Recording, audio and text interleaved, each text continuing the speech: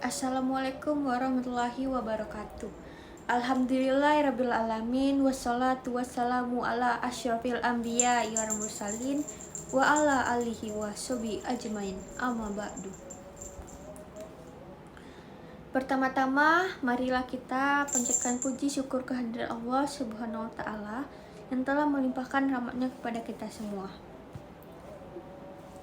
Baik, pada kesempatan ini saya akan membawakan sebuah ceramah yang berjudul Indonesia Darurat Kekerasan Seksual. Lembaga Perlindungan Saksi dan Korban atau LPSK mencatat sepanjang 2022 terjadi 3.539 kejahatan seksual di transportasi umum. Tempat kerja juga menjadi tempat yang tidak aman untuk perempuan. Ada atasan yang melakukan kekerasan seksual terhadap pekerja perempuan dengan ancaman pemutusan kontrak kerja. Yang semakin memprihatinkan, pelecehan seksual justru banyak terjadi di tempat-tempat yang harusnya aman untuk perempuan.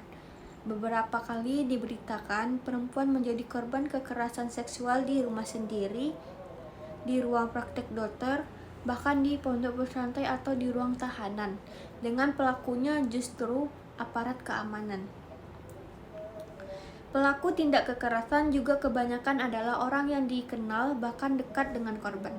Lembaga Perlindungan Saksi dan Korban (LPSK) mengungkapkan 70% korban kekerasan seksual kenal dengan pelaku, mulai dari ayah kandung, paman, kakek, kakak, keluarga, guru, dosen, aparat, bahkan pejabat negara.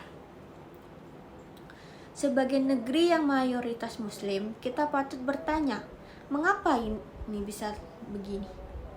Padahal pemerintah juga sudah membentuk jabatan dan lembaga yang mengurusi perempuan, termasuk ada Komnas Perlindungan Perempuan. Undang-Undang Nomor 12 Tahun 2022 tentang Tindak Pidana Kekerasan Seksual atau Undang-Undang TPKS juga sudah disahkan. Lalu mengapa perempuan malah semakin tidak aman? Ya, jawabannya adalah meski mayoritas muslim, negara ini hidup dalam sistem dan budaya sekularisme dan liberalisme. Salah satu dampaknya adalah konten pornografi membanjiri masyarakat. Dari tahun 2005, Indonesia masuk 10 besar negara pengakses situs porno di dunia. Padahal konten pornografi ini sudah terbukti menjadi pemicu perilaku seks bebas seperti perzinahan dan kekerasan seksual. Interaksi bebas antara pria dan wanita sudah dianggap normal. Selain membuka peluang perzinahan, hal ini juga memberikan celah bagi terjadinya kekerasan seksual terhadap perempuan. Selain itu, disadari atau tidak, kaum perempuan sudah lama dieksploitasi seperti melalui kontes kecantikan, modeling, dan sebagainya. Ini juga menjadikan perempuan dicitrakan sebagai pelampiasan hawa nafsu lelaki. Sementara itu, penegakan hukum justru gagal melindungi kaum perempuan. Banyak korban yang trauma sehingga takut melapor. Para pelaku pun kerap mendapatkan saksi ringan. Bahkan tidak sedikit kasusnya tidak diselesaikan secara hukum, melainkan hanya dengan perjalanan damai. Hanya Islamlah ideologi yang melindungi kaum perempuan. Islamlah satu-satunya ideologi yang memberikan kesetaraan pria dan wanita dalam keimanan dan ketakwaan, serta dalam timbangan hukum. Islam juga menjadikan iman dan takwa sebagai dasar relasi pria dan wanita.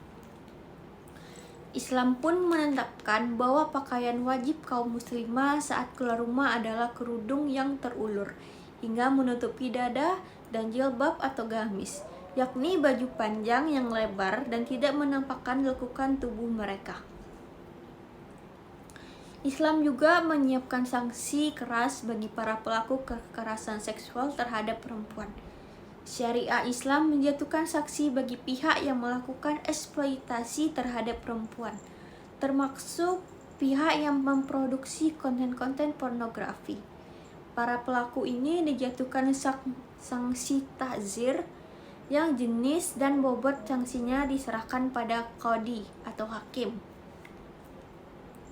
Sanksinya bisa berupa hukuman penjara, hukuman cambuk, bahkan hukuman mati jika dinilai sudah keterlaluan oleh pengadilan.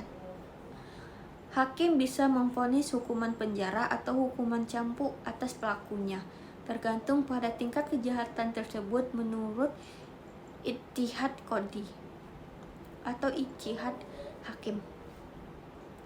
Adapun bagi para pelaku pemerkosaan ada sanksi yang jauh lebih berat. Jika pelakunya adalah lelaki yang belum menikah, maka sanksinya adalah hukuman cambuk 100 kali dan diasingkan selama 1 tahun di tempat terpencil. Jika pelakunya kategori sudah pernah menikah, maka sanksi atas dirinya adalah hukum rajam hingga mati. Demikian sebagaimana Nabi SAW pernah menjatuhkan sanksi rajam atas pezina yang telah menikah. Sanksi ini bisa ditambah lagi jika pelaku melakukan tindak penculikan dan penganiayaan terhadap korban. Hakim bisa menjatuhkan sanksi untuk semua tindak kejahatan tersebut. Wahai kaum muslim, sadarlah bahwa kerusakan yang menimpa masyarakat ini, khususnya kaum perempuan, adalah akibat penerapan ideologi kapitalisme dan liberalisme di negara ini. Kebebasan perilaku dibiarkan merusak dan kaum perempuan terus dieksploitasi. Tidak ada jalan keluar dan perlindungan terbaik untuk kaum perempuan, kecuali dengan penerapan sistem kehidupan Islam. Inilah sistem terbaik. Sistem ini datang dari Allah Subhanahu wa Ta'ala yang merupakan satu-satunya sistem yang dapat melindungi umat manusia, khususnya kaum perempuan. Hukum-hukum yang mulia sebagaimana dipaparkan di atas hanya bisa diterapkan di dalam institusi pemerintahan Islam, yakni Khilafah Islamiyah. Baik, sekian ceramah yang bisa saya sampaikan, lebih dan kurang saya mohon maaf. Assalamualaikum warahmatullahi wabarakatuh.